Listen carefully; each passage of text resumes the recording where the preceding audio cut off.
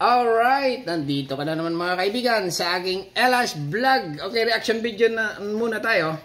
Grabe ito, mga destroyer warship ng Amerika dumaong na sa Manila Bay. Ibig sabihin mga kaibigan, dumating na sa Manila Bay yung mga warship ng Amerika. Ito na, reaction video tayo. Naku po, grabe ito. Nandito na sila. Mga pinakamalalakas na barkong pandigma ng Amerika. Guided missile destroyer at anti-submarine. Nandito ngayon sa Manila Bay. Sinamahan pa ng isa sa mga pinakamalalaking US aircraft carrier, Carl Vinson, nakaangkorahe ngayon sa Manila Bay.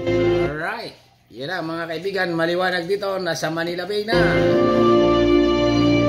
Continue lang.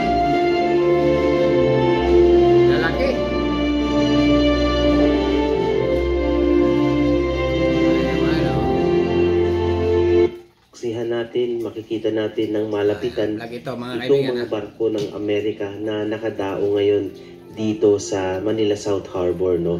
At sa kalayuan naman ay makikita natin ang isa sa mga pinakamalalaking US aircraft carrier, no? Sinasabi nga na ito daw yung pinakang favorite na carrier ng Amerika, ang USS Carl Vinson. May flag ng Pilipinas. May flag ng Pilipinas mga kaibigan. So yun, ano po, no?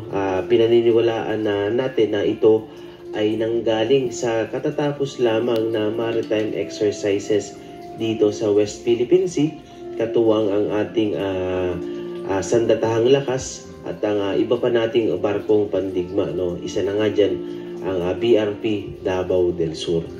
So sa pamamagitan ng mga number na nakalagay dito sa mga barkong to, napag-alaman natin na ang mga pangalan ng barkong ito ay ang USS Kidd, yung merong 100, USS Sterret, na mayroong hull number 104, at ang USS Princeton na merong hull number 59. So sa pamamagitan kasi ng number na yan, dyan natin makikilala or dyan nagkakakilanlan ang mga barko, no, ng bawat bansa, no. Lahat ng bawat bansa na merong mga warship na ganito, merong mga hull number yan. Kahit dito sa ating bansang Pilipinas, dahil yan yung pinakang parang code nila, no, para malaman kung anong klase, kung anong type ng barko itong mga to. So sa pagkakaalam natin, itong dalawa na to na merong hull number 100 at 104, yung USS Kidd at USS Sterret na to, tapos meron pang helicopter sa likod. Ito yung mga guided missile destroyer, no? So maraming purpose, no, ang barkong to, at talaga namang makakapagprotekta ito ng nasasakupan niya, na at ito naman isang cruiser, no, itong may hull number na 59. Ito yung USS Princeton. Kung inyo mapapansin din yung mga pangalan ng barkong to, ay halos pangalan din siya ng tao, dahil ito ay ipinangalan sa mga officer, no, ng Amerika, ng mga dating sundalo ng Amerika na nakipaglaban sa iba't ibang gera, no, sa mundo noon. Ay ganon, ibig sabihin yung mga military warship, okay, ng Amerika ay pinangalan sa mga sundalo, okay? Sa atin mga kaibigan, yung mga warship ng Pilipinas, pinangalan yan sa mga bayani. Okay? Bayani ng Pinas. Pero sa Amerika, sa mga sundalo. Okay? Continue lang. Kaya ito, bagay, bayani na rin ng mga sundalo. Pinangalan sa kanila itong mga barkong ito. Ayan. Parang katulad din sa atin, no? Pinangalan yung BRP Jose Rizal, katulad bayani ng BRP Davao del Sur. So, yung pinapangalan din yung mga barko sa mga bayani na nagbuwis ng buhay para sa kanilang bansa, no, para sa bansang ipinagtatanggol nila. Ayan. So nakakamangha lang na makita, no, yung mga ganitong klase ng barko, mga warship, no. Imagine kailan din kaya tayo magkakaroon ng napakaraming mga barko. Pati yung mga kaibigan, yung Coast Guard, okay, Coast Guard dito yung nasa sa likod nyo. US Coast Guard, okay? Kasi nga, pag nagpapatrolya, military drill, may kasamang Coast Guard lagi ang mga kaibigan. Kaya lang, yung military drill ito, Pilipinas, Japan, at saka yung Amerika, nakaantabay, okay? Nakamasid yung warship din ng China, okay? Kasi nga, mainit mga kaibigan, mainit ang tension ngayon sa pagitan ng Pilipinas at China.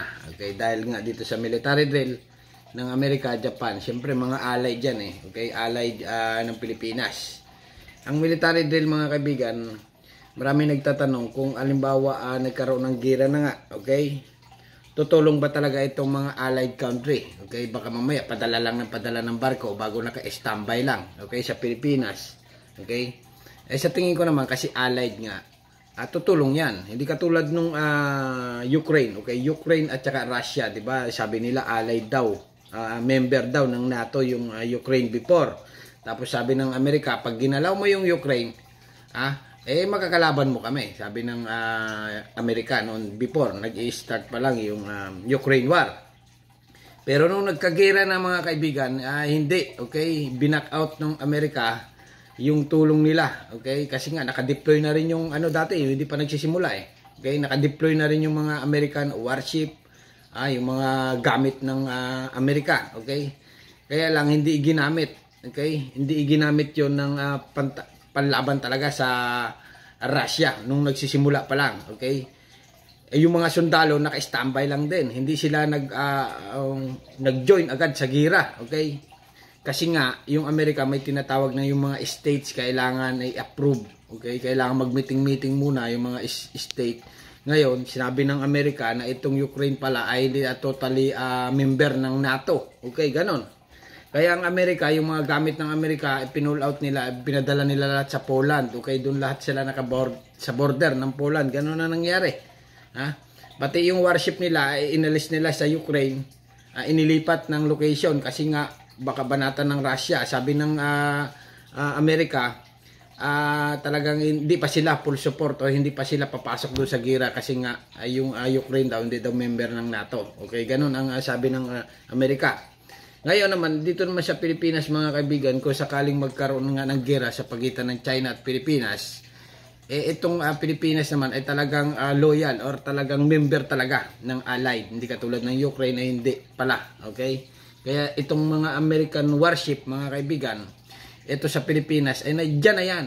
Hindi naalis yan. Okay? Kasi nga, yung mga military base ng Amerika, okay, ay siyempre, kailangan niyang mga gamit. Kaya ngayon, mga kapanood kayo, mga kaibigan, hindi lang yung mga warship na yan ang nasa Pilipinas ngayon.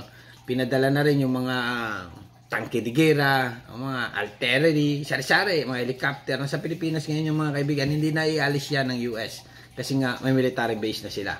Pero sa tingin ko naman, tutulong ito, full support ito, ang Amerika at Japan, okay? Continue lang tayo, continue lang. Kung ganito no, na magpoprotekta sa teritoryo ng ating bansa na pilit na kinukuha ng mga bansang gustong angkinin ang teritoryong hindi naman. Pero ang importante dyan mga kaibigan, para sigurado ka, ang Pilipinas dapat talaga may mga sariling warship, okay?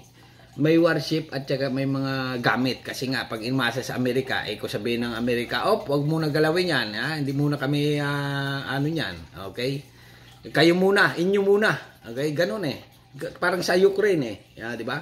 Inyo muna yung gamitin nyo, okay? Nung naubos na, bago binigay, okay? Ganun din yan.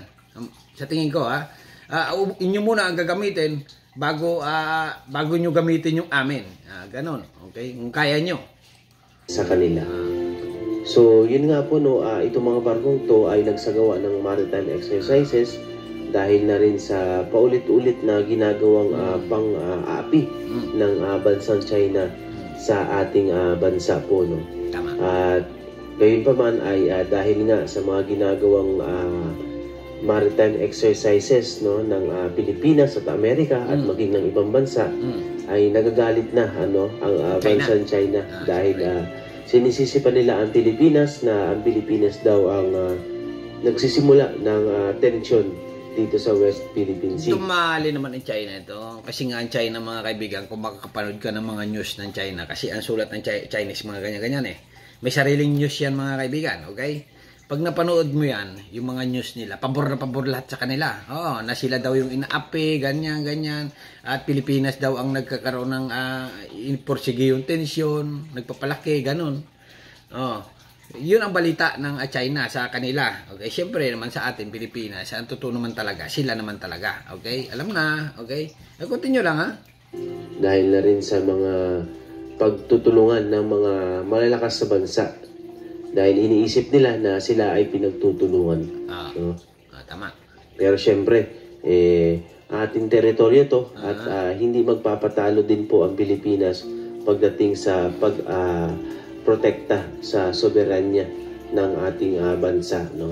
Okay, explain natin mga kaibigan kasi nga yung mga ibang Pilipino, okay, nahinaan na ng loob, yung bakit daw yung Coast Guard ng Pilipinas api-apihan na lang, okay, sa ayungin, sa ano ba yun, baho di masunlok kasi in-spray ng tubig, bomba, okay, bakit hindi daw padala ng military warship, okay, kasi nga ang ganito yan. Ang Coast Guard lang muna, nakaantabay lang muna yung US. Bawal muna silang pumasok. Okay? Kasi nga pag pumasok, matingira na yung mga kaibigan. Hindi muna gagalaw. Sila lang muna. Sabi naman ng Pilipinas, kayang-kaya nila. Okay? Ang resupply lang mission. Hindi pa pwede ang warship kasi nga pag nagkaroon na ng warship, ang China magpapadala rin ng warship. Ganon, ganyan. Okay? Kaya nakaantabay lang mga kaibigan. Pero pag nagkaroon ng yung putukan, okay, bago papasok ang US mga kaibigan, yan ang pangako ng Amerika. O pag nagkaroon ng pagsalakay or attack, na attack, may tinatawag yan yung act of war, okay, pag nagkaroon na ng act of war, yan bago papasok yung makikialam ang US. Pero sa ngayon, yung mga warship ng mga Amerika at iba-ibang pupunta ng Pilipinas ay naka-standby lang muna mga kaibigan. Pabalik-balik lang yan, mga yun, nandito yan. Sa isang linggo, sa ibang bansa naman, umiikot lang yan mga warship ng mga yan, okay? Katulad yung sa India, pumasok sa Pilipinas, yung warship, kasi nga nagbinumba ng China yung ano. Pero sabi ng Pilipinas, no muna, okay? No, baka mag-isip-isip muna, wag muna ganyan-ganyan, kasi delikado yung gira yan mga kaibigan, Tambay ka muna, kaya yung warship ng India, bumunta sa Pilipinas, bumalik na ulit ng India, okay?